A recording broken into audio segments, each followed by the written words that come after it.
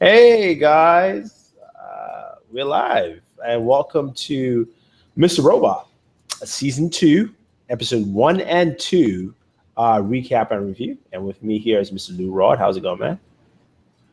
How you doing this evening? I'm good. I'm a bit tired. It's been a long day, a lot of tech stuff today, so it's a lot of running. Well, you got to go. You got two new phones to play with to go with the other three that you already had in house. Ah, yeah. Tell me about it. So you know. Yeah. I got some tech questions after we're done with this show. Yeah. So anyway, let's start off with Mr. Robot. Season 2 hit 2 episodes. It was yesterday. Episodes ran from 10 through 11:30, right? Pretty much. 11:32.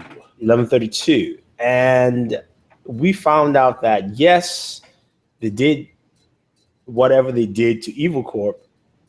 Kind of worked and didn't work at the same time. Evil Corp is still around. What I liked is that they tied in the financial crisis into the show Story. and then the story, and just to show you that Evil Corp wasn't going to go anywhere. But you know what I got yesterday? What? I probably should have put this together in season 1, but Evil Corp is the symbol of Bank of America. No, it's Super of Enron. No, it had their bank when they showed the card of Evil Corp. It looked like an old Bank of America card. It also looks like Enron's logo. I don't know about Enron. Were they a bank? No. Okay, then they don't count.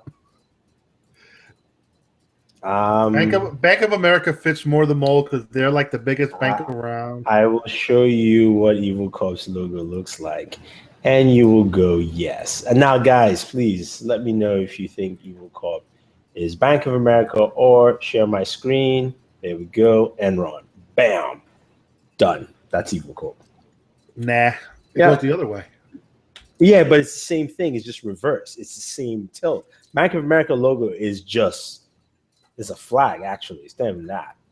That's why it kind of resembled the Bank of America card. Bank of America logo. All right, I completely spelled the T. It's not even Evil Corp. That's not even close. Evil Corp. There we go. Enron. That's it. Nah. Yeah, it is. Bank of America. How? Just because it's a bank. The logo could symbolize Enron, but they're referring to Bank of America as the bank. That's ruling the whole world. Bank of America is not even the biggest bank in the world. That's the funny part. So it's not even close. It really isn't. I'm sticking with my Bank of America theory. Yeah, you throw that theory out the window. They're evil. Anyway, back to the show. This first episode, first 2 episodes were good, and also wasn't that stellar, which kind of shows with the ratings, I think. I like the episode. This episode was more introspective into the mind of Elliot, because you could see him fighting his demons. Basically Elliot has split personality, and I think it started when he fell out the window as a kid. Okay, I think that's where it began, because Elliot has three personalities in there. Us, that's one, because he talks to us, the audience, right? 2, his dad, and then 3, himself. Who knows? There might be another one. But I think that's his personality split there. The quiet personality is us, because we can never talk back to him. Well, we're the fourth wall. Yeah. And then, the aggressive personality is his father's personality that comes out. So, and I liked they showed the regiments. Like I said, I liked the episode, but it was a soft episode especially for a 2-episode season, premiere. It wasn't strong. It really wasn't strong. Well, we got the notion that it's 30 days later, and just like any big corporate bank, they're not going to fold. No, true. Right away. I think maybe the problem with the episode was the fact that we saw everybody move forward except Elliot. Well, Elliot moved forward. No, not necessarily. He went to go live with his mom. Yeah, no, he couldn't cope with it. What I mean by move forward, his friend, she's now like running stuff over at Evil Corp, right? And even though at the end she had this motivational tapes, it showed that she was like, she'd gone from here where she was the pushover to, as she told that girl, I don't care what you do, tell whatever the person's name is, Melissa, but just get on my cubicle. She'd elevated. His sister had set up a plan that even pushed things forward. You know what I mean? Like everybody else that was key moved forward. He kind of, to me, I think he digressed because he couldn't fight his other personality until the very end of the episode, where he tells him, shoot me or tell me where this person is. The Russian guy. Tell me where he is or shoot me. And when his third personality... The Russian guy, I think he's dead. He's not, because that's his voice who answered the phone at the end. That was his voice. Was it? And it was his voice. The cue here is, he said bonsoir, right? This music that played in that scene when Elliot called was the same music that played in his house when the phone rang for his wife. That same melody, if you listen to it, it's the same melody there. Then they played it just a little quieter when Elliot called, called that number. And then he's like, Elliot bonsoir, he's in France. Or at least he's out of the country. Let's put it that way. See, when they started the episode, they made he went into the popcorn. I was under the impression he was going to go pull out a gun and blow his brains out. Yeah, that's the impression. I think that's the thing. They made the impression that way. But knowing his father very well, his father's personality won't kill him because that guy's also just as good, and he needs him for something, for a bigger plan. Remember when Elliot brought him down into the basement there? That was not Elliot. That was his father's personality that had taken over. And that was his father's personality planning all the things he wanted to plan. And he knew this guy was going to be somebody he needed because the guy is just as good. If the dude became the CTO of Evil Corp, what Elliot was planning might not have happened because he's better than everybody else in that company anyway. So I think his dad was like, you know what, this is somebody we can use, and we all know you're screwed anyway at this point. So you might as well go here and do something for us. I think that's what it is. That could be part of the bigger picture. Yeah. They take down the European market for next season. Yeah, but that's the thing. That's why I said it felt a little slow because there was so much that they could have shown in this episode, especially the 2 episodes. I understand the first episode. I love the intro build-up, my routine, all that stuff, right? The first episode I felt was a little better than the second half. It was, because at least you got to see where Elliot was. And then the second episode, you saw where everybody had moved forward. I mean, starting with the end of the first, where his sister was planning all that stuff. And then you saw where he moved forward. Momo says, why have I never heard of this series? What's this about? Mr. Robot is about a hacker called Mr. Robot. I'm going to just destroy the explanation of the show, but it's a very good show that has to do with, hackers taking down the big evil corporation, and also his introspective discussions with himself and how he deals with life and all that fun stuff. But it's a good show. 10 episodes. You can catch up on Amazon Prime Video. That's where all the episodes are right now. And then, or USA On Demand. Or USA On Demand, and then you can watch season 2, which started now. So yeah, like I said, for me, I enjoyed the first episode more. Second episode, not so much. How about you? The same way. I mean, the second episode, it had its ups and downs, in my opinion. Him fighting his inner demon, his father. The gunshot wound was priceless. I liked that. The splat along the wall, that was beautiful. Wish some other shows would take cue on how to do shit. But, it felt like a slow burn. Yeah, it was a slow burn. The person that was sad to see him go was Gideon. Poor guy. Oh, dude, in the bar at that. Yeah, I mean, Gideon did not deserve any of that at all. Of any character who did not deserve to die or face any of that.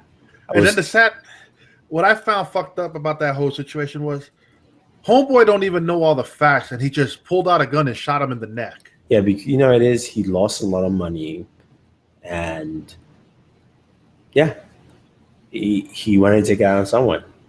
That's what happened. So you take it out on the guy that honestly, yeah, he's being framed, but he has nothing to do with it. Yeah, nobody knows. Remember, see, this is a perspective of the media narrative, right? Because the news says one thing doesn't mean necessarily that's what it is. You know, and that's true in life. Yeah, that's just what it is. You find out later that, oh, okay, this person didn't necessarily do this, or blah, blah, blah, this and that. We hear it all the time. We've heard it with the shootings that's happened.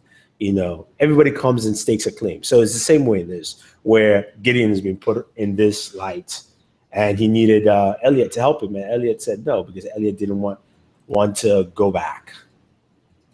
You know, he didn't want to use a computer. He didn't trust himself because he was able to fight. Yeah, he was able to fight off his inner personality throughout the day. But when he slept, he couldn't control. So I love the fact that he started laughing. It was a little Joker-esque laugh at that point. Just a little bit. I was like, is he going mad? Because maybe, you know, maybe when he tells Dad, I'm late for my church group. that was fun. I wish the episode ended that way, actually.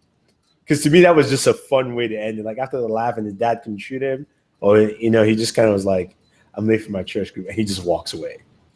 To me, that would make better ending than the ending we got, because, yeah, it says that Tyrell Wellick is alive, but it doesn't necessarily tell us if it really is him. We're not sure. It's just that those scenes are back to back. That's the only reason why.